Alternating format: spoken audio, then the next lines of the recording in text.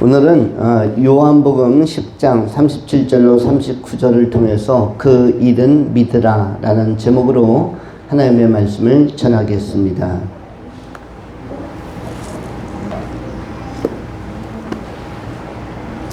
요한복음 10장 37절로 39절을 한 번 더 읽으면 다음과 같이 기록되어져 있습니다.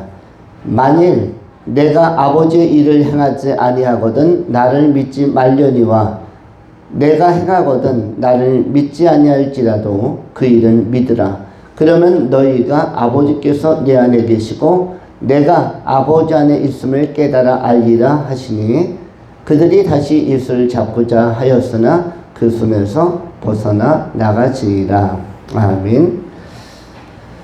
오늘 본문을 세 가지로 나누어 정돈합니다. 첫 번째, 작은 씨름.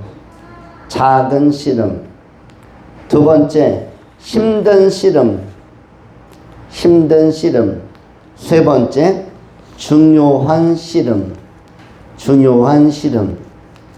오늘 공통적인 것이 씨름이라는 단어가 오늘 본문을 설명하는데 사용되고 있다는 것입니다. 그렇다면 성경에는 씨름이라는 단어가 나오는가? 구약이 한 번, 신약이 한 번 나옵니다. 씨름은 번역으로는 어떻게 되어 있냐면 레슬링으로 되어 있어요. 여러분 경기 중에서 이 레슬링이라는 종목을 아실 것입니다. 레슬링은 자유형이 있고 그레코 로망형이 있죠. 그레코 로망형과 자유형의 차이는 뭐죠? 레슬링 중에서 특별히 올림픽 종목인 이 아마추어 스포츠로서의 레슬링에서 그레코 로망은 뭐예요? 그레코 로망은 뭐냐면 그레코 더하기 로망. 이 그레코 로망인데 이건 뭐냐면 다리나 허리 밑을 잡지 않고 상체만 잡고 넘어뜨려서 득점을 인정하는 그러한 기술입니다. 상대방의 뭘 무너뜨려야? 중심을 무너뜨려요. 그래서 손싸움을 엄청나게 많이 합니다. 유도라는 그 경기도 상대방을 넘어뜨리기 위해서는 특별히 경량급은 기술을 많이 쓰지만 중량급 선수들, 헤비급 선수들은 상대방을 넘어뜨리는 게 쉽지가 않습니다. 상체만 무너뜨려가지고. 그래서 손을 많이 쓰는데 손기술을 많이 쓰고 손싸움을 많이 하는데 그것이 바로 중심을 빼앗기, 중심을 무너뜨리기인데 이러한 것이 레슬링 또 유도에서 많이 쓰는 것인데 이러한 종목이 그레코 로망형이고요. 자유형은 태클을 많이 해서 뭐 다리 잡고 넘긴다든지 밑을 파고든다든지 뭐 빠떼르를 줘야 됩니다. 이런 거 아시죠 여러분? 빠떼르를 줘야 됩니다. 빠떼르가 나오고 뭐 이런 그래서 막 뒤에서 돌려서 막 점수를 따고 몇 바퀴 돌리고 이런 종목이 레슬링이기도 합니다.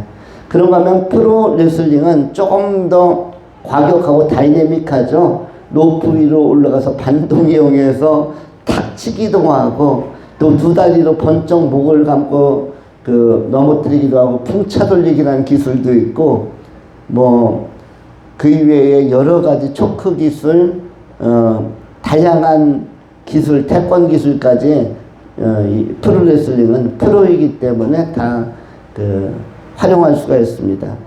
그런데 레슬링이나 유도의 특성 또는 씨름의 특성, 씨름을 해보신 분도 있겠습니다만 씨름이라는 종목의 특성은 전부 다 중심을 빼앗기 싸움입니다. 중심을 빼앗기 싸움. 어떻게 핵심을 잡고 상대방의 중심을 무너뜨리는가의 싸움인데 이것이 레슬링인데 구약에는 어디에 나오죠? 야곱이 야복강 나루터에서 씨름할 때 씨름이라는 단어가 나오고 있습니다. 씨름이 바로 레슬링인데 씨름, 중심 빼앗기 싸움이 나오고 그리고 에베소서 6장 10절부터 신약성경에 한 번 더 이 씨름이라는 단어가 나옵니다. 정말로 너희가 주 안에서와 그 힘의 능력으로 강건하여지고 마귀의 괴계를 능히 대적하기 위하여 하나님의 전신갑주를 입으라. 우리의 씨름은 혈과 육에 대한 것이 아니요 정사와 권세와 이 어둠의 세상 주관자들과 하늘에 있는 악의 영들에게 대함이라. 12절에 우리의 씨름은 혈과 육에 대한 것이 아니요 정사와 권세와 어둠의 주관자들과 하늘에 있는 악의 영들에게 대함이라. 그러므로 하나님의 전신갑주를 입고 이 악한 날에 능히 대적하고 모든 일을 행한 후에 온전히 서라. 이렇게 성경은 말씀하고 있습니다. 구약 성경에 무엇이 나오고 씨름이 나오고 신약 성경에 또한 씨름이 나온다. 그런데 인생은 무엇이냐면 씨름입니다.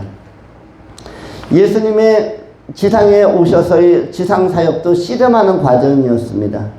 여러분들의 지금 살고 있는 것도 삶을 다른 말로 번역하면 씨름이에요. 다른 말로 표현하면 씨름인 것입니다. 여러분은 지금 씨름의 3단계를 걷고 있는 것입니다. 첫 번째 단계가 뭐라고 그랬죠? 작은 씨름. 그 다음에 중간 단계가 뭐라고 그랬죠? 힘든 씨름. 마지막 단계가 뭐라고 그랬죠? 중요한 씨름. 작은 씨름을 하는 사람들은 누구냐면 인생의 초반전을 살고 있는 갓 태어난 아이들서부터 20살까지는 작은 씨름을 하는 사람들입니다. 남자를 기준으로 해서는 군대를 제대하기 전까지의 사람들이 작은 씨름을 하는 사람들이에요. 이 씨름은 뭐냐면 인생에서 자리 잡기 씨름입니다. 태어나고 나서 보니까 부모님이 안정되게 나를 케어해주는 환경도 있고, 또는 부모님이 너무 바쁜 환경인 자녀로 태어날 수도 있고, 태어나 보니 부모님 자체가 없는, 나를 누가 낳았는지를 알 수가 없는 그런 보육원에서 출발하는 아이들도 있을 수 있습니다. 그래서 이러한 상태 속에서 실존적으로 태어나면 자리를 잡아야 되는데, 이런 잡아야 하는 상황을 뭐라고 그랬죠?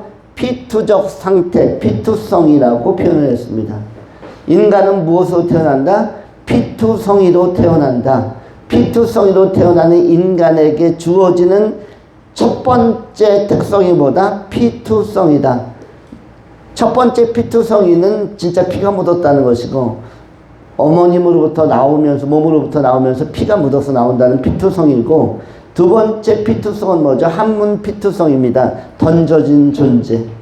상황에, 환경에 던져진 존재. 던져진 존재는 뭐다? 피자는 나의 의사와 관계없이 피동적으로, 피동태적으로 나의 의사에 전혀 관계없이 상황에 던져졌다. 이것이 바로 피투성인데, 인간은 전부 다 피투성의 특성을 가지고 태어나는 것입니다. 그래서 자리 잡기가 중요합니다. 아이들이 단어를 배울 때에도 첫 번째 단어를 자꾸 엄마라는 단어로 익히려고 합니다. 하나도 지금 말을 하는지 모르겠습니다. 몇 단어 하는지 모르겠는데, 만일 했다면은 첫 단어는 뭘 했을까요? 첫 단어를 할아버지부터 익혔을까요? 아니면 이모부터 익혔을까요? 아니면 고모부터 익혔을까요? 아니면 아빠부터 익혔을까요? 제 일반적인 소견으로는 첫 단어는 무조건 엄마라는 단어부터 출발했을 것입니다. 엄마라는 단어. 왜냐하면 엄마가 피투적인 존재에게 있어서 생명을 케어하고 보존하는 데 있어서 가장 친밀하면서도 안전한 담보, 보장의 역할을, 울타리 역할을 누가 해주니까? 엄마가 없으니까. 그래서 엄마가 없다면은 굉장히 핸디캡을 가지고 아주 이 초반전 씨름이 어려워지는 것입니다. 엄마가 없다면. 그래서 영화 가운데 예전에 나온 개봉한 영화 중에 우리 장로님이 한참 중년 시절에 세상에서 잘 나가실 때에 개봉한 영화가 있는데, 무엇 없는 하늘 아래가 있었습니까? 영화 가운데 엄마 없는 하늘 아래. 영화가 나와도 아빠 없는 하늘 아래, 이런 영화는 없어요. 누가 없는 하늘 아래, 엄마 없는 하늘 아래, 할아버지 없는 하늘 아래, 이런 영화는 영원히 나오지 않습니다. 그런데 무슨 영화는 있다? 엄마 없는 하늘 아래. 할머니 없는 하늘 아래, 이 영화도 안 나옵니다. 이모 없는 하늘 아래, 이것도 안 나와요. 삼촌 없는 하늘 아래, 이것도 안 나오고요. 언니 오빠 없는 하늘 아래, 이것도 안 나오는데 뭐 나와요? 엄마 없는 하늘 아래. 엄마는 그만큼 자리 잡는데, 한 생명체가 태어나 존재론적으로 자리 잡는데 아주 결정적인 역할을 하는 것이 엄마입니다. 그래서 엄마 없이 태어나고 어린 성장기를 보내는 사람들은 핸디캡을 가지고 있는 거죠. 작은 씨름인데 적응하는데, 피투적 존재로서 적응하는데 상당히 고전할 수밖에 없는 것입니다. 어쨌든 그러나 우리는 엄마 아빠가 있어도 환경이 또 너무 어려운 경우가 있어요. 찢어지게 가난하다 하는 시절을 예전에 보릿고개 6.25 직후 전후 시대를 살았던 우리 한반도의 대부분의 가정들은 그 시기를 견디면서 살았습니다. 저도 초등학교 1학년 때까지 전기불이 들어오지 않는 상태 속에서 7살까지를 살았습니다. 유치원은 물론 다녀보지 못했고요. 유치원이라는 것을 저는 들어보지 못했습니다. 그래서 자연에서 뛰어놀아서 자연 친화적인 감성은 개발이 됐습니다. 자연 친화적인 감성. 그 다음에 학습은 자율학습을 했는데, 한글을 6살 때 그 부친으로부터 학습을 받고 한글을 뗀 다음에 위인 전기집을 읽기 시작했습니다. 한 30여 권의 위인 전기집을 반복해서. 그때 저는 예수님을 처음 만났습니다. 책을 통해서. 예수 그리스도의 말씀도 처음으로 그 6살, 7살 이 시기에 만났고, 다른 성현이나 또는 다른 그 훌륭하다고 하는 역사의 위인들의 명언들도 그때 인지를 했습니다. 그리고 제가 그것을 갖다가 가위로 오려서 스크랩을 해서 노트에다 붙였어요. 어느 날 이웃 마을에서 저희 아버님을 만나러 온 동료 친구가 보더니 아주 충격을 받았습니다. 이 고을에 천재가 산다. 천재가 산다. 그런데 그 천재가 누구냐면 자기의 생에서 최대 충격을 주었대요. 6살짜리, 7살짜리가 이렇게 중요한 어록이나 말씀을, 제가 성경 말씀을 오렸습니다. 오려가지고 노트에다가 옮겨서 풀칠해서, 그 당시엔 풀이 없으니까 바풀떼기로 붙여서 따로 노트마다 붙여서 한 페이지 한 페이지씩 반복해서 보고 읽고 이러한 시간을 가졌는데, 이때가 제가 6살, 7살 때였어요. 그때 너무너무 좀 신선했던 모양입니다. 굉장히 오래전에 전기불도 안 들어오는 시절에 이러한 그 모습은 대단히 충격적이고 신선했던 모습입니다. 근데 제가 초등학교 1학년 때, 그 당시까지는 호롱불, 그야말로 호롱불 심지 나오는 작은 이런 사기로 만들어진 이러한 데다가 심지가 만들어지고 석유가 담겨져서 이렇게 불을 피우고, 그리고 냄새도 많이 나는 그런 거 하나에 의존해가지고 양초도 없는 상태였습니다. 그렇게. 물론 요즘 난방을 여러 가지 보일러 시설이나 또 따뜻하게 하는 여러 가지 그 장치를 가지고, 전기를 가지고 난방하지만 그 당시엔 전부 다 그냥 군불 떼는 거였죠. 저도 초등학교 1학년, 2학년 때부터 지게를 졌습니다. 지게를 지고, 근데 저희 집은 학교 선생님의 그 가정이었기 때문에 그 당시에 제가 초등학교 1학년 들어갔을 때 아버님이 교감 선생님이셨는데, 그래서 그 고을에서 유일하게 연탄을 떼는 유일한 집이었어요. 딱 한 집. 한 200호 중에서 한 집만 연탄을 뗐는데, 그것이 그 동네 사람들이 부를 때는 교감 선생님 댁. 근데 그 집이 어디냐면 저희 집이었어요. 연탄을 최초로 그 연탄 아궁이로 바꾸고 연탄을 19공탄을 갖다 놓고 쏴놓고 떼는 집이었는데, 그래도 이 대부분의 아궁이는 그냥 나무를 떼는 거였고 2개만 연탄을 넣을 수 있게 그렇게 장치를 바꿔 놓았습니다. 동네 아이들이 지게를 지고 전부 다 산에 가서 솔까지도 긁어오고 고주박이라고 해가지고 썩은 나무들을 주워오기도 했어요. 근데 저도 장난 삼아, 저는 연탄을 떼는 집으로 바뀌었기 때문에 안 가도 되는데 저도 쫄래쫄래 동네 형들이나 친구들 따라서 갔습니다. 초등학교 1, 2학년짜리니까 지게가 제 몸보다 더 컸죠. 근데 그거를 지고 2km, 3km 되는 산을 따라 올라가서 거기에서 이렇게 솔가지도 주워 담고 낙엽도 주워 담고 그리고 썩은 나무 고주 박 이런 것도 담아서 이렇게 왔습니다. 근데 제가 양심에 찔리는 일도 있었어요. 왜냐하면 다른 형들이나 다른 친구들의 이 그 지게를 보니까 바구니에 이렇게 땔감이 잔뜩 가득했는데 저만 힘이 딸려가지고 몇 개 못 담은 거예요. 너무 썰렁해요. 그래갖고 제가 집으로 돌아가는 귀갓길에서 낫을 가지고 작은 소나무에 매달렸습니다. 대롱대롱 매달려서 그 가지를 부러뜨리려고. 그래서 낫을 가지에다 착 걸고는 제가 체중을 이용해서 이렇게 부러뜨려서 그 소나무 가지, 아주 쌩쌩한 소나무는 낙엽이 되지 않기 때문에 아주 푸르른 청소리였죠. 이 소나무 가지를 여러 개 이렇게 꺾어가지고 지게에다 싣고 저도 채워가지고 집으로 왔던 시절이 있었습니다. 조금이라도 살림의 보탬이 되게 하려고. 그런데 그 순간에 아 이건 살아있는 나무인데 죽은 나무만 원래 가지고 긁어서 와야 되는데 너무 쌩쌩한 나무를 살아있는 나무까지를 꺾었다라는 것에 있어서 양심의 가책이 왔던 시기가 바로 그 시기였습니다. 그런데 그러한 시기에는 저희뿐만 아니라 모든 사람들이 한반도에 그 사는 모든 사람들의 가정이 어려웠습니다. 이때 각 사람들은 뭐뭐하게 어려웠다?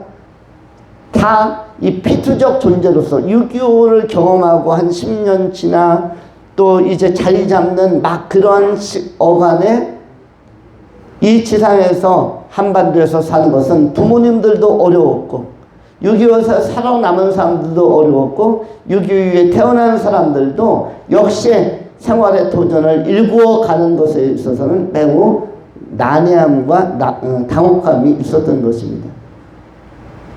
여건도 좋지 않았습니다. 전기도 없었던 시기, 라디오나 전자 매체도 없었던 시기, 그 아무것도 없었던 시기에 유치원도 없었고 아이들도 혼자서 시간을 보내야 됐던 그런 시기.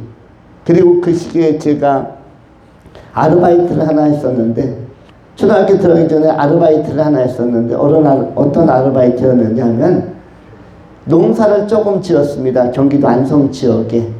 그런데 그 당시에 동네 일꾼들을 좀 모집해서 논농사, 밭농사 이런 걸 했는데 그날 어머님이 뭘 가지고 나가냐면 새참이라는 걸 만들어서 광주리에다 이어가지고 뭐 이렇게 주먹밥 같은 거나 부침개를 만들고 거기에다가 뭐 막걸리 한 주전자 이렇게 얹어서 가는데 그런데 이제 어머님이 물주전자까지는 못 들고 가니까 저한테 주전자 하나를 맡겼습니다. 따라와라.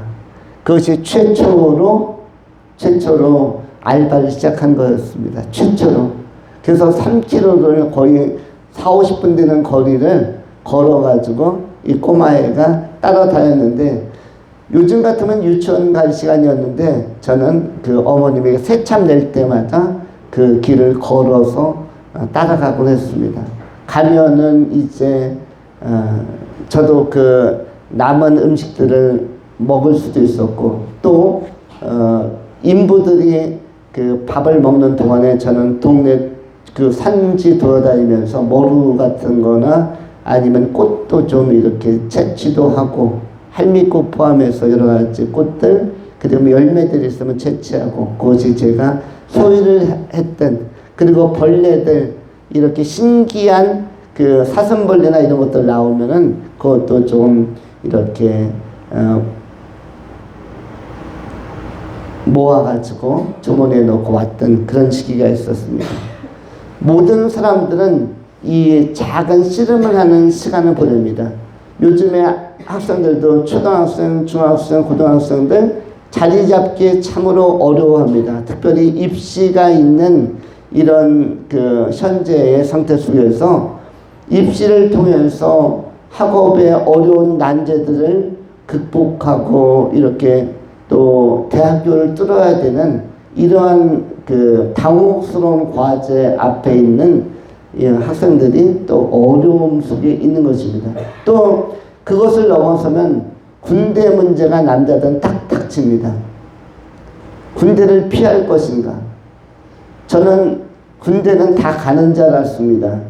그리고 군대를 피한다는 것은 굉장히 어려운 일인 줄 알았는데 최근에 국회의원들 보니까 거의 30%가 군인을 안 갔더라고요. 군대를 안 가서 상당히 충격적이었습니다. 저렇게 멀쩡하고 건장하고 준수한 사람들이 하자가 없어 보이는데 어떻게 군대를 안 갔을까? 그런데 거의 3분의 1에 해당하는 국회의원들 또 정부 요직에 있는 분들이 군대를 안 간 거예요. 대한민국의 남성들은 거의 다 90% 이상 95%, 99% 저는 100% 군대를 어떤 유형으로든 갔다 오는 줄 알았습니다. 그런데 뜻밖의 요즘에 확인하거니와 이렇게 고위 관료들이 군대를 안 가고 어떤 분들은 또 자녀도 군대도 안 가고 본인도 안 갔을 뿐만 아니라 자녀도 안 가고 이렇게 살아가는 분도 있었다. 이렇게 약간의 충격을 받기도 했습니다. 어쨌든 모든 대한민국에 살아나는 사람들, 우리 땅만 아니죠. 저 아프리카나 또 아시아나 또 굉장히 척박한 토양에 사는 모든 사람들, 안데스 산맥이나 모든 사람들은 삶의 자리, 삶의 터전 속에서 자리 잡는 데 초반 20년을 다 쏟는 것입니다. 그리고 이때는 되게 신중한 것이에요. 탐색을 합니다. 탐색을 하기 때문에 뭔가 시도하지도 않습니다. 관망하며 파악하며 나름대로 정립하며 관망하며 파악하며 정립하며 이렇게 하면서 좌우로 눈치도 보고 좌우로 정보도 수집하고 그러면서 나의 길을 도모하고 나의 길을 찾아가게 되는 것입니다. 이 시기가 무슨 시간이다? 작은 씨름의 시간이다. 작은 씨름의 시간 중에서 내가 교회, 종교도 선택할 것인가 말 것인가도 생각을 한 번쯤 해보는 시기가 작은 씨름의 시기입니다. 이런 작은 씨름의 시기를 우리는 다 견뎠는데 이 작은 씨름의 시기에 가능하면은 상처를 덜 받고 넘어가는 사람들이 중간 씨름 시기에 힘을 낼 수가 있습니다. 이 작은 씨름의 시기에 내가 자리 잡기도 전에 너무 큰 충격들을 많이 받고 상처를 받으면 그걸 치료하느냐고 그 다음에 20대, 30대, 40대로 넘어가서 좀 고전을 합니다. 초반 씨름에서 안정되게 보호받으면서 이 시간을 보내면은 30대, 40대가 순탄하게 갈 수가 있는데 초반 씨름에서 너무 소진을 많이 하고 너무 타격이나 충격이나 그리고 상처를 많이 받으면 중반에 진짜 씨름할 때가 삶이 이중고 더 버거워지는 씨름의 단계로 들어갑니다. 남자로 치면 군대 갔다 와서 나는 무엇을 할 것인가.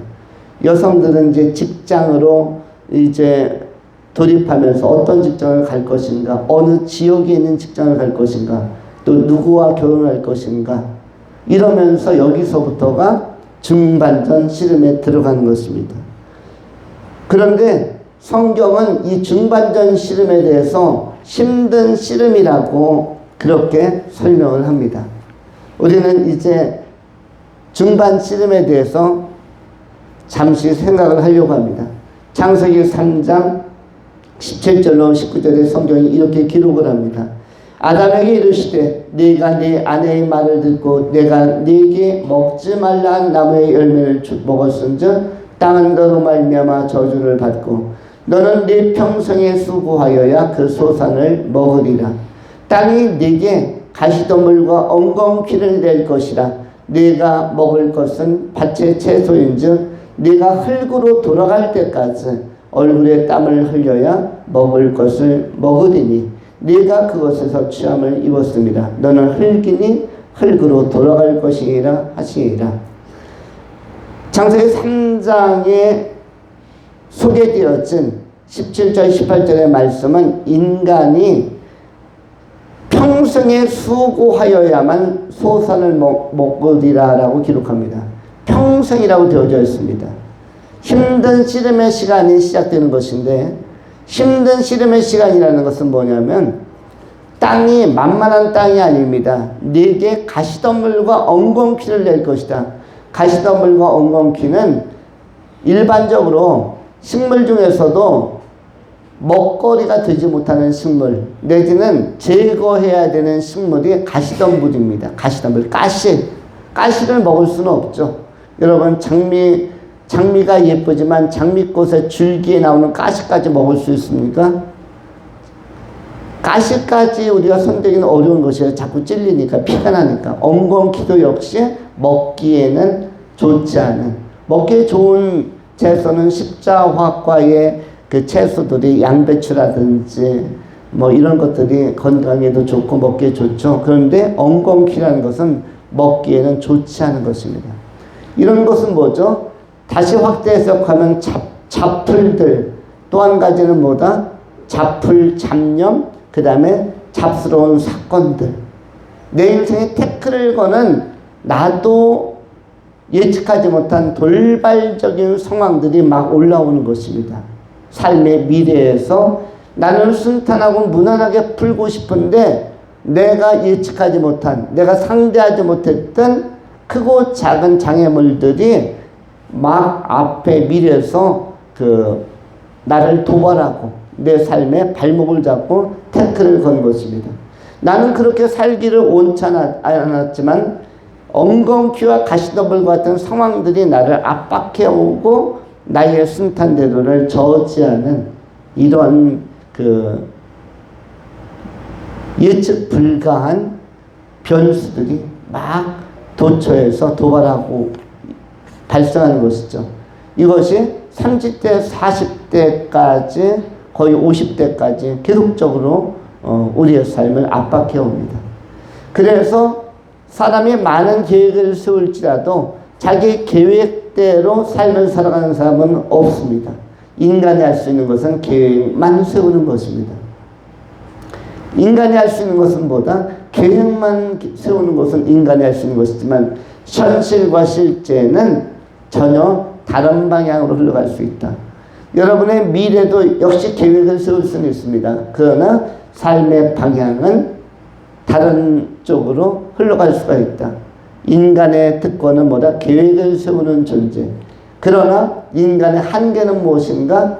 인간의 가능성과 특권은, 권세는 계획을 세우는 것이지만 그러나 삶을 이끌어가는 것은 전혀 방향이 다를 수 있다. 그렇기 때문에 잠언에서 일의 계획이 많을지라도 일의 작정은 하나님께로 있고 일의 경영은 여호와께 있느니라, 이렇게 말씀하고 있는 것입니다.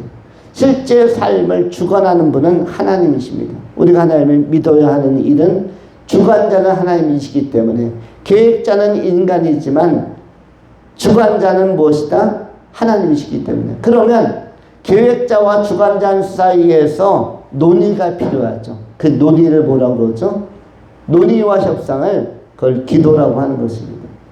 믿음이란 테이블 안에서 두 삶의 주체인 당사자인 계획자인 인간과 주관자이신 하나님이 한 테이블에, 믿음이란 테이블에 앉아서 기도라는 소통의 통로를 통해서 삶을 협의하면서 이끌어가는 것입니다. 그래서 기도하는 사람은 장애와 돌발 변수가 있어도 그것을 넘어설 수 있는 유연함이 생기는 것이고 융통성이 생기는 것입니다. 이것을 로마서에서는 뭐라고 얘기합니까? 하나님을 사랑하는 자, 그 뜻대로 부르심을 입은 자들에게 모든 것이 합력하여 선을 이루느니라. 이것이 뭐라고 합니까? 융통, 융화, 유연성이라고 이야기하는 것이고, 이것을 하나님은 하나로 이렇게 상관적으로 묶어서 하나로 통합적으로 좋은 결론으로 이끌어 가시는 것입니다. 그래서 이 과정 동안에 깨닫지 못했던 것을 나중에 깨달으면 그것을 경륜, 섭리라고도 그렇게 이해하는 것입니다. 그런데 전혀 하나님을 믿지 않으면은 뭐가 유리되는가 분리되는가?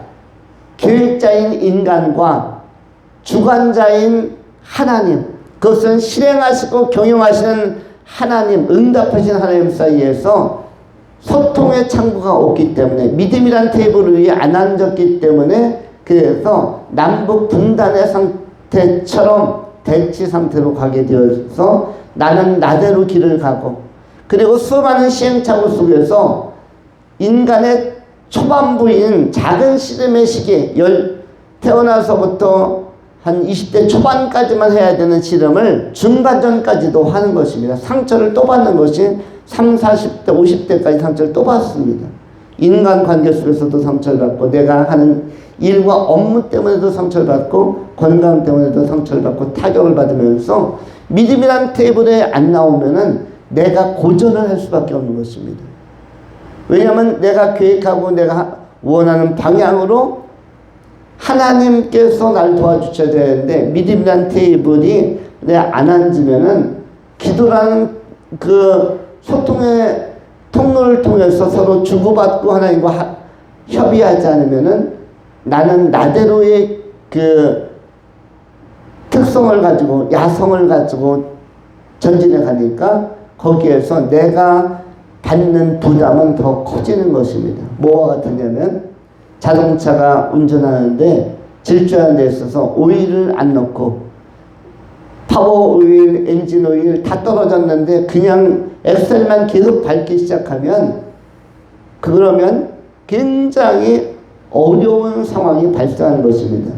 거기에다 휘발유까지도 빨간불 들어왔는데 그냥 엑셀만 시속 100km, 120km, 130km, 150km 빨간불 들어와 있는데도 불구하고 주유소에 들어가서 충전하지 않고 그냥 앞만 보고 달리고 있다면 언젠가는 굉장히 파국이 올 수밖에 없는 질주를 하는 거죠. 이게 뭐냐면 믿음의 테이블에 앉지 않고 가는 일반인, 자연인들, 세상 사람들의 모습이라는 것입니다.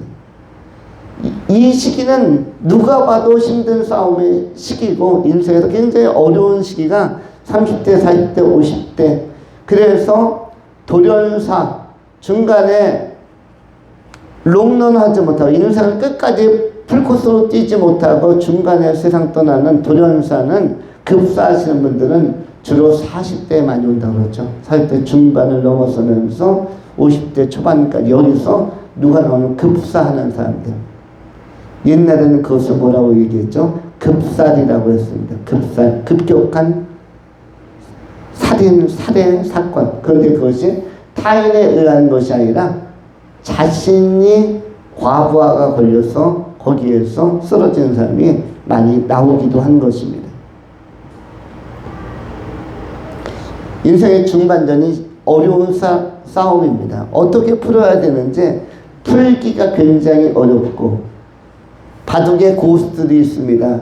초반에 포석 놓을 때에는 상대방과 급수 차이나 단수 차이가 많이, 실력 차이가 잘 느껴지지 않기 때문에 그냥 화점에다 몇 개 두다 보면 처음에는 따라두기 하면서 비슷하게 가지만 중반에 가면 실력 차이가 막 나옵니다.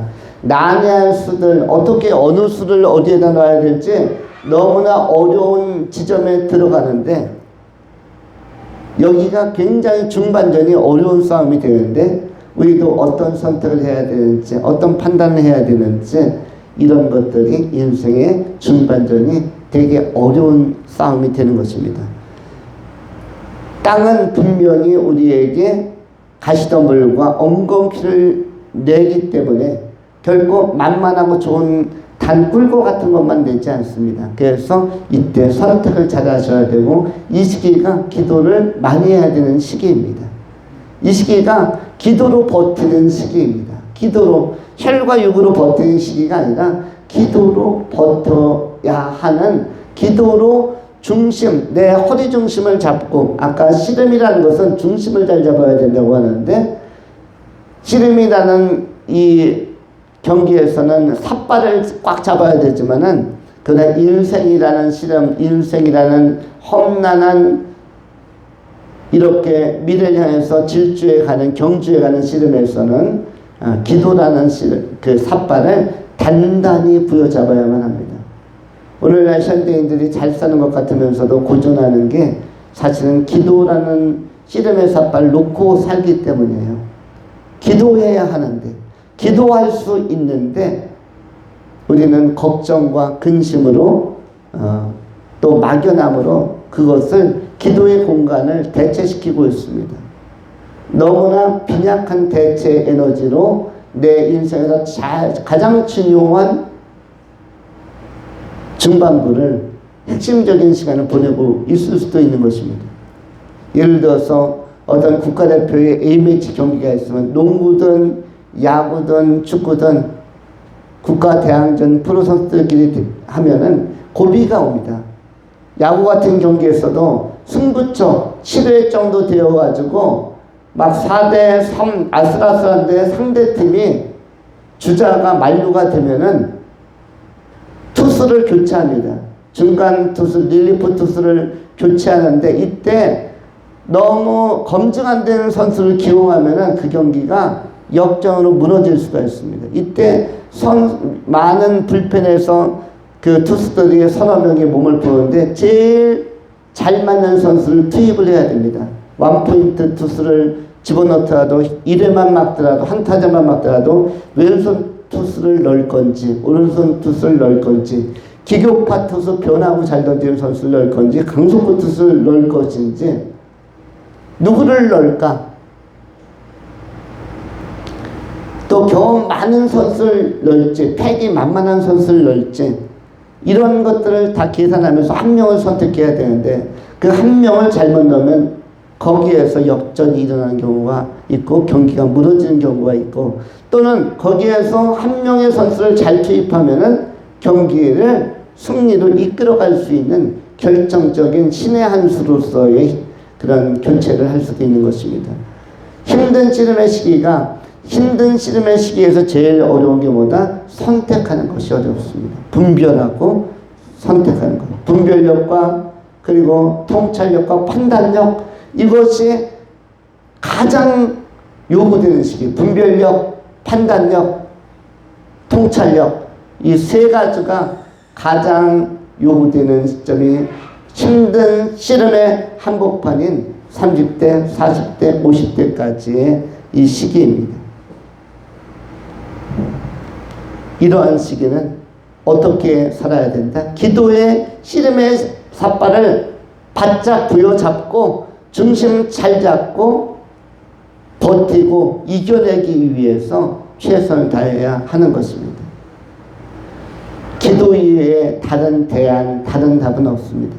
예수님께서 변화산에 올라갔다 내려오실 때에 거기에 제자들 사이에서 소요가 일어났습니다. 어떤 소요였냐면 귀신 들린 간질병으로 말미암아 귀신 들린 한 아이가 있었는데 이 아이를 놓고 제자들이 어떻게 할 줄 몰라서 안절부절을 했습니다. 그때 예수님께서 기도를 마치고 내려오셔서 그리고 제자들을 꾸짖으면서 뭐라고 말씀했습니까? 믿음이 없는 자들아. 그러면서 뭐라고 그 다음에 말씀하셨냐면 기도 이외에는 다른 이유가 나타나지 않느니라. 기도 이외에는 다른 이유, 다른 사건, 다른 능력이 유출되고 나타나지 않는다.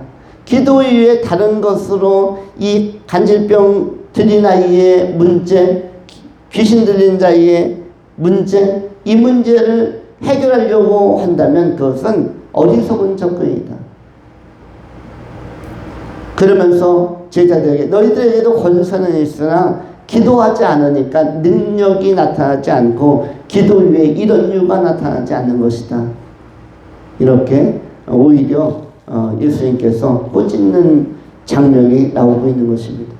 우리가 다시 한번 힘든 씨름, 이 힘든 씨름의 시간에 우리가 기도하면서 여러분의 삶도 반듯하게 세우고 여러분의 가정도 세우고 여러분을 주변에 둘러싸고 있는 자녀라든지 친지들도 세우고 친구들도 세워가면서 기도하면서 여러분의 그 주변을 빛나게 하는 여러분의 주변의 선한 영향력은 기도의 선한 싸움을 싸우면서 세워져 갈 때 그 선한 영향력은 던져갈 수가 있는 것입니다.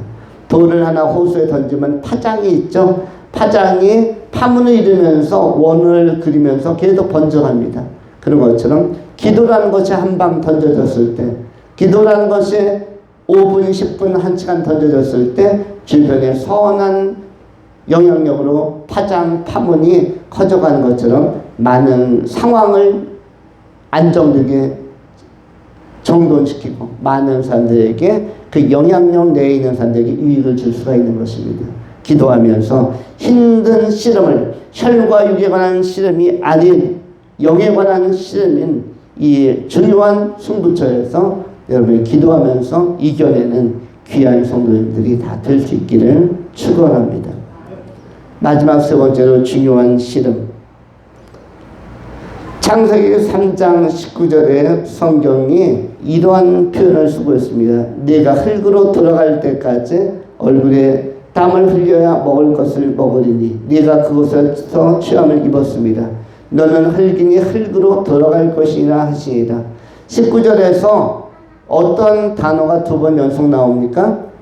네가 흙으로 돌아갈 때까지.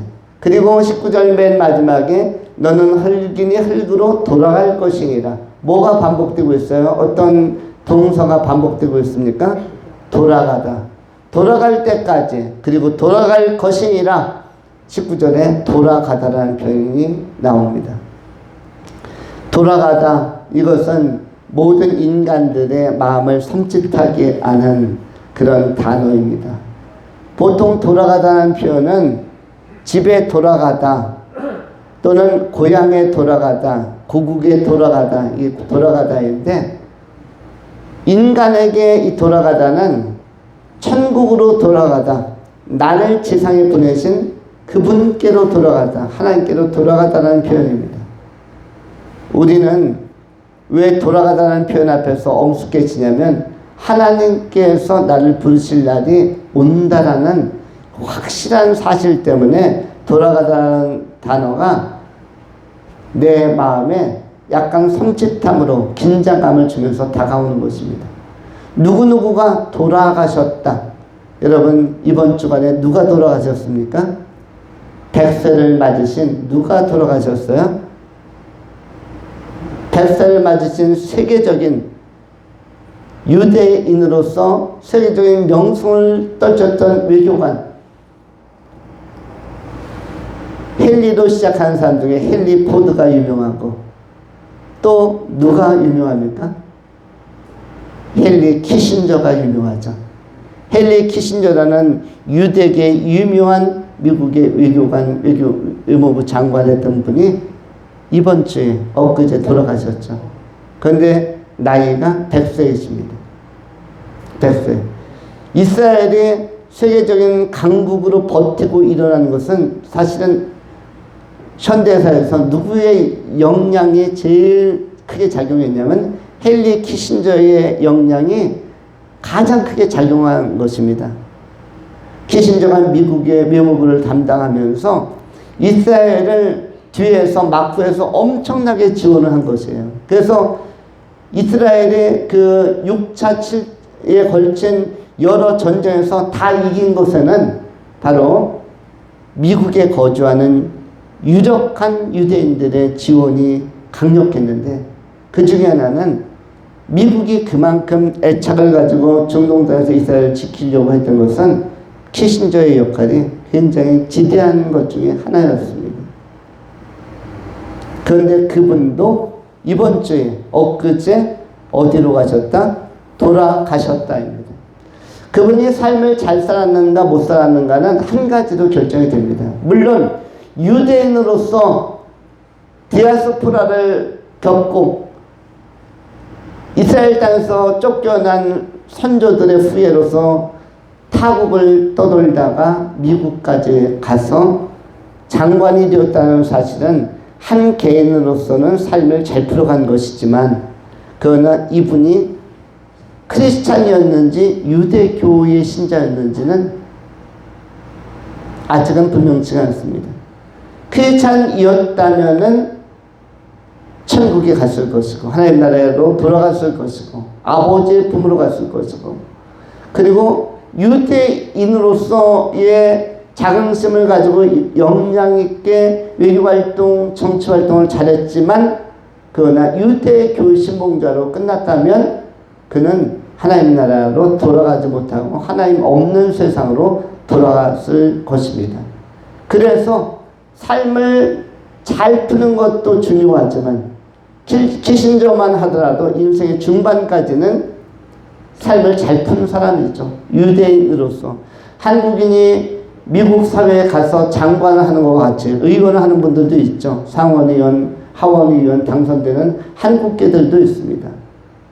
그런데 거기까지 중반을 중요한 싸움을, 중요한 씨름을, 힘든 씨름을 잘 해낸 것이지만 더 중요한 씨름은 하나님 나라로 들어갈 수 있는 믿음의 실력자, 예수 그리스도를 믿고 죄 사함 받고 천국에 들어가는 씨름이 있는데, 이 씨름과 우선순위에서 밀리지 않고 예수 잘 믿고 천국 들어가는 사람들이 가장 중요하고 핵심적인 씨름을 제대로 해낸 선한 싸움을 잘 싸우는 사람이라고 할 수가 있는 것입니다. 진정한 워리어, 승자, 진정한 씨름의 고수는 천국에 들어가는, 하나님 나라로 돌아가는 이 코스를 제대로 밟고 천성을 향해서 가는 자들인 것입니다.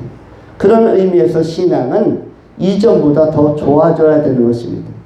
내 육신과 나의 외적인 힘은 떨어질지라도, 나의 외모는 후패해질지라도, 옛날만 못할지라도 내 속사람은 날마다 새로워지노라. 누구처럼? 바울 사도처럼 날마다 새로워지는 강건함을 가지고, 온전함을 가지고 주님을 섬겨야 하는 것입니다. 예수님께서는 유대인들을 상대해서 너희가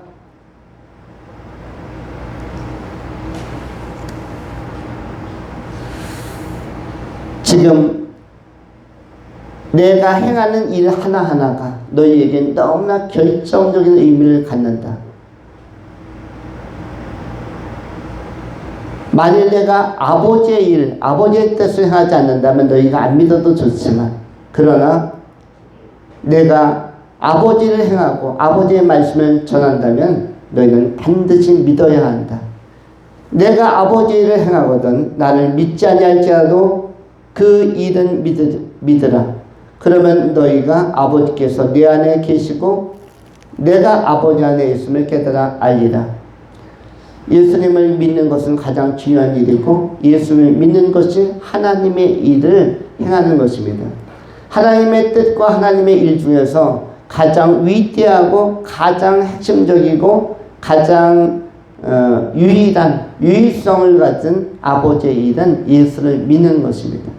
오늘 우리가 요한복음 10장 37절 39절에서도 예수 믿는 것, 여기서 아버지의 일을 행하지 아니하거든이라고 했는데, 아버지의 일은 십자가 지는 일, 그리고 부활하는 일, 자기를 부인하고 자기의 생명을, 예수의 생명을 온 세상 온누리에 값없이 주시는 일, 하나님과 인간을 한 테이블에 만나게 하고 예수께서 중보자가 되시고 구원자가 되셔서 아버지와 아들이, 아버지와 자녀가 믿음의 테이블 위에 올라올 수 있도록, 초청받을 수 있도록 행하시는 일이 바로 예수께서 원하셨던 이 아버지의 일들이었습니다.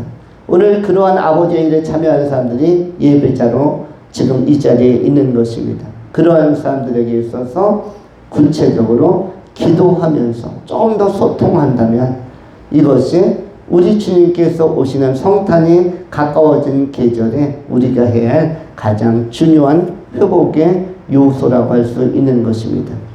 우리가 아버지 하나님을 믿고 동시에 아버지께서 원하셨던 일은 예수 믿는 일에 우리가 전념함으로 말미암아 진정한 깨달음이 있는 신앙을 가지고 기도하면서 끊임없는 믿음의 테이블에 앉아서 하나님 아버지와 삼위일체 하나님과 소통하면서 남은 미래를 살아가신다면 여러분은 가장 중요한 시름에서 승리자들이 될 것입니다. 가장 중요한 시름에서 승리하는 귀한 성도님들이 다 될 수 있기를 축원합니다. 기도합니다. 거룩하신 주님 감사합니다. 우리 하나님의 선한 계획을 따라서